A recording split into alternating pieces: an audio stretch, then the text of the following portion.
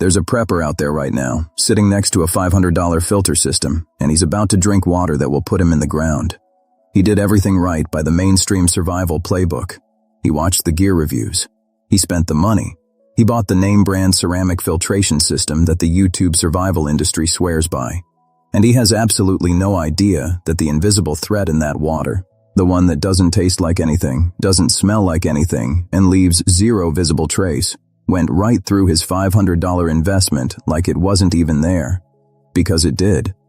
And tonight, somewhere between 12 and 72 hours from now, he's going to find out exactly what that costs. What you're about to learn is not complicated. It doesn't require a chemistry degree. It doesn't require a supply chain or a storefront or any of the overpriced equipment that the survival gear industry has spent 2 decades convincing you is non-negotiable. It requires 2 pieces of wire, roughly $3 of hardware, and an understanding of one of the most fundamental reactions in electrochemistry. That's it. And when you finish watching this, you will understand something that most people with fully stocked bug-out bags and $1,000 water filtration setups fundamentally do not. The survival filter industry has convinced you that mechanical filtration is the gold standard of water safety, and that is one of the most profitable lies ever sold to people who think they're prepared. Here's how the lie works. You see the marketing. Removes 99.9999% of bacteria, eliminates protozoa, NSF certified, laboratory tested, and all of that is technically true.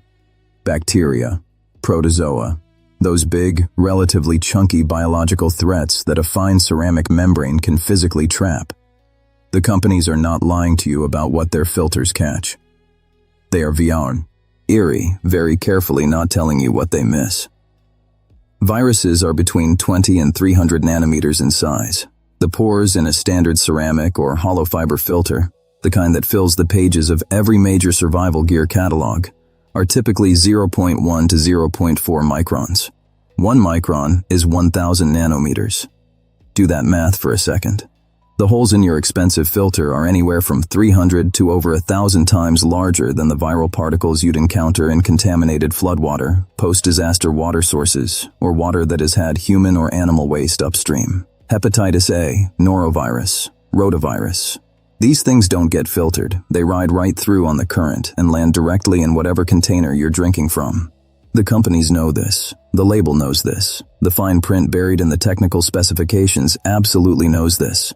But the marketing materials show you someone hiking through a pristine mountain stream, and you connect those images with safety, and you hand over $500, and you walk away feeling prepared. The survival industry didn't build a billion-dollar market by telling you the complete picture. Here's what actually kills you in contaminated water. And it's not the stuff your expensive filter was even designed to stop. In a genuine disaster scenario, flooding, infrastructure collapse, any situation where water treatment plants go offline or water sources become cross-contaminated, the dominant threats shift dramatically. Floodwater specifically carries a viral load that would make a microbiologist's eyes water. The 2010 Haiti earthquake killed over 10,000 people in the cholera outbreak that followed. And that wasn't a filtration problem, it was a disinfection problem. 2 fundamentally different things that the survival gear industry has spent enormous energy conflating, because one of them is very expensive to solve with retail products, and the other one costs almost nothing once you understand the chemistry. Disinfection works through chemistry, not through physics. And the chemistry here is beautiful in its simplicity. When you run electrical current through water that contains dissolved salt, sodium chloride, you trigger a reaction called electrolysis. The electrical current splits molecules at the electrode surfaces. At the negative electrode, the cathode, you're producing hydrogen gas and hydroxide ions.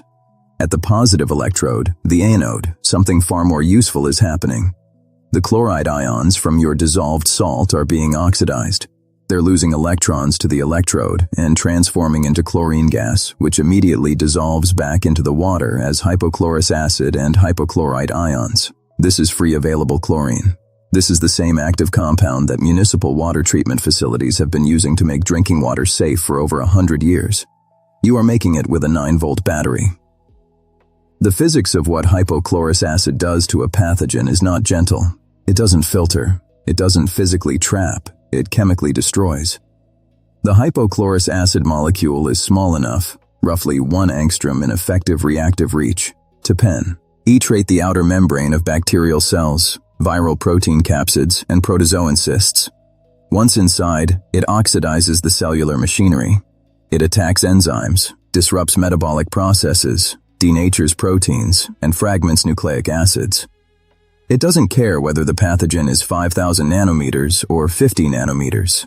Size is completely irrelevant to a chemical reaction. The organism is not filtered around. It is chemically neutralized, rendered non-viable, dead. The reaction rate depends on 3 variables: chlorine concentration, contact time, and pH. In slightly acidic to neutral water, hypochlorous acid is the dominant species, and it is approximately 80 times more effective as a disinfectant than the hypochlorite ion form it converts to in alkaline conditions. This is why pH matters. This is why the military field manuals on expedient water purification specify target concentrations and contact times, rather than just telling soldiers to run water through a filter and call it good.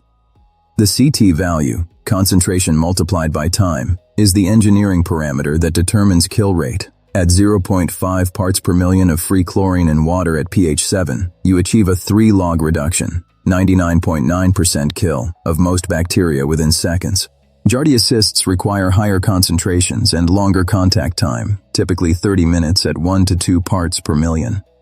Cryptosporidium is notoriously chlorine-resistant and requires either UV treatment or filtration for reliable removal. And that specific gap is something you need to know and plan around. But here is the critical point. Viruses, which your $500 ceramic filter cannot touch, are among the most chlorine-sensitive pathogens in contaminated water. Hepatitis A virus achieves 4-log inactivation, 99.99% kill, at 0.4 parts per million with 30 minutes of contact time. Norovirus, the cause of catastrophic gastrointestinal illness in disaster scenarios, is similarly sensitive. The thing that will genuinely save your life in a post-flood, post-infrastructure water scenario is not a ceramic pour. It's oxidation chemistry. And oxidation chemistry costs $3. So let's do the math that the gear industry desperately doesn't want you doing. A mid-tier Berkey gravity filter with 2 ceramic elements runs between $350 and $500 depending on the model. It removes bacteria and protozoa effectively. It does not reliably remove viruses without the additional black Berkey elements, which push the price higher. A quality UV purification pen, which does address viruses, runs another $80 to $120. A complete, reliable solution using retail products is easily $500 to $650 once you factor in replacement filters, and those ceramic elements have a finite lifespan measured in gallons that drops dramatically in turbid, sediment-heavy water. Your disaster water is not going to be clear mountain stream water. Your disaster water is going to be brown, full of suspended particles, and every suspended particle in that water clogs your ceramic filter faster, requires more cleaning, and shortens its operational life. Now here is the alternative. 2 pieces of stainless steel, L-wire or 2 strips of stainless steel. You can pull these from a $2 box of hardware store wire. A 9-volt battery, roughly $1.50. Table salt, which you already own. A container of water, total investment, under $3, and the battery is the most expensive component. Setup time, 4 minutes. And here is what this system does that your $500 filter cannot. It produces free available chlorine in situ, in the water you are treating, at concentrations sufficient to inactivate bacteria, viruses, and protozoa, across the entire volume of water, without a membrane that can clog, crack, fail silently, or require replacement parts from a supply chain that no longer exists. 2 pieces of wire, a 9-volt battery, a pinch of salt, and a container. That's your entire parts list. Here is the execution. Start with your water container, ideally clear or translucent so you can observe the process. If your water is visibly turbid, settle or pre-filter it through cloth first to remove gross suspended solids. This is not about filtration for pathogen removal. It's about reducing the chlorine demand so your generated concentration stays effective. Turbid water full of organic material will bind free chlorine aggressively and reduce your disinfection efficacy. Clear the turbidity first, then disinfect. Those are two separate steps. Now prepare your electrodes. You want two conductors that will not corrode or introduce toxins into your water. Stainless steel is ideal, grade 304 or 316, which is what you find in most hardware store wire and kitchen items. Do not use copper as your anode. Copper oxidizes during electrolysis and releases copper ions into your water at concentrations that become toxic with prolonged treatment. Graphite works and is inert. Carbon rods from old D-cell batteries are a classic field expedient. Stainless steel is your cleanest, most available option. Space your two electrodes in the water approximately 1 to 2 inches apart. Connect the positive terminal of your 9-volt battery to one electrode. This becomes your anode, where oxidation happens, where chlorine is generated. Connect the negative terminal to the other. This is your cathode, producing hydrogen. If you have wire with any insulation, strip only the submerged ends so you're not dumping current through your connective material. Add your salt. For 1 liter of water, a half teaspoon of table salt, roughly 2.5 grams, gives you a starting electrolyte concentration sufficient to drive meaningful chlorine generation without turning your water into brine. You will see bubbling at both electrodes almost immediately. Fine bubbles at the cathode are hydrogen. Any yellowish-green tint developing around the anode electrode, and a faint chlorine smell if you get close to the water surface, tells you the reaction is working. Run the electrolysis for 10 to 15 minutes per liter of pre-settled water. After you disconnect, wait an additional 30 minutes before consuming. This is your contact time. This is the CT value doing its work. The free chlorine you've generated needs time to complete the inactivation of pathogens distributed throughout the watt, or volume. This is not a step you skip. A faint chlorine smell in the finished water is your field indicator that residual free chlorine is present, which means your treatment was successful and some protective residual remains. No smell at all after 30 minutes in turbid water may indicate your chlorine demand consumed all available chlorine before complete inactivation was achieved, and you should either treat again or reconsider the turbidity pretreatment step. For larger volumes, 5 liters, 10 liters, scale your treatment time proportionally and consider treating in batches. A 9-volt battery contains roughly 400 to 600 milliamp hours of capacity. At the current draw of a simple 2-electrode electrolysis setup in moderately salted water, you can treat approximately 20 to 40 liters on a single 9-volt battery before output current begins to drop significantly. That is a meaningful quantity of drinking water at a cost per liter that is essentially unmeasurable. The World Health Organization's minimum threshold for safe drinking water is 0.2 parts per million of free chlorine with appropriate contact time. Municipal water treatment targets 0.5 to 1 part per million at the point of delivery, specifically to maintain residual disinfection through the distribution system. You can hit these numbers with a battery and wire. The military, specifically field manuals covering expedient water purification in austere environments, has known this for decades. Calcium hypochlorite tablets, which are standard military-issue water treatment, work on exactly this same chemistry, introducing free chlorine to water at specific concentrations and allowing adequate contact time to achieve target CT values. The electrolytic method generates the same disinfectant in situ without requiring you to stockpile a consumable supply. The physics is identical, the chemistry is identical, the cost is not.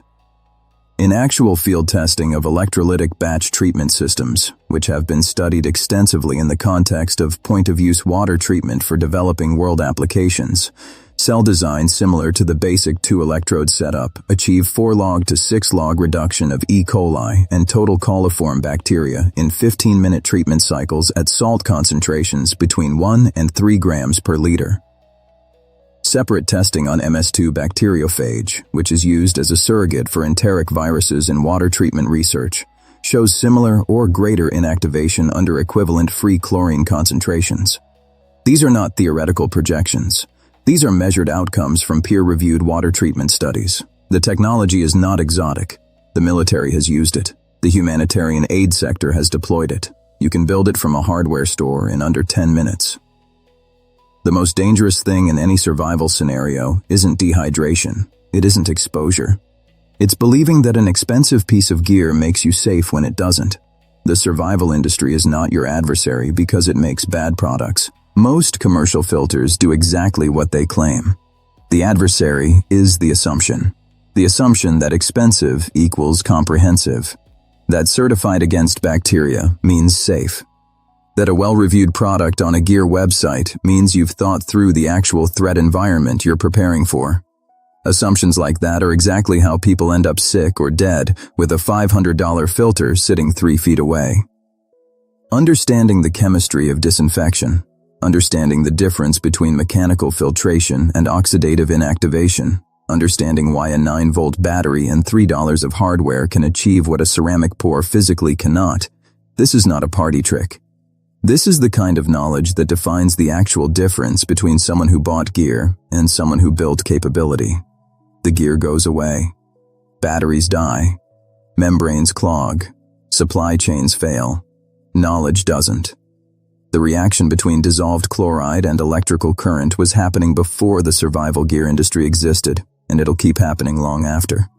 $3, 2 wires, and now you know what most people holding a $500 filter don't. Next time, we're going to talk about the other thing that municipal water treatment does that absolutely no commercial survival filter replicates, and why the cheapest way to solve it involves nothing more exotic than a clear plastic bottle and direct sunlight. What happens to a pathogen at 65 degrees Celsius isn't filtration, and it isn't chemical. It's something older and more brutal than both.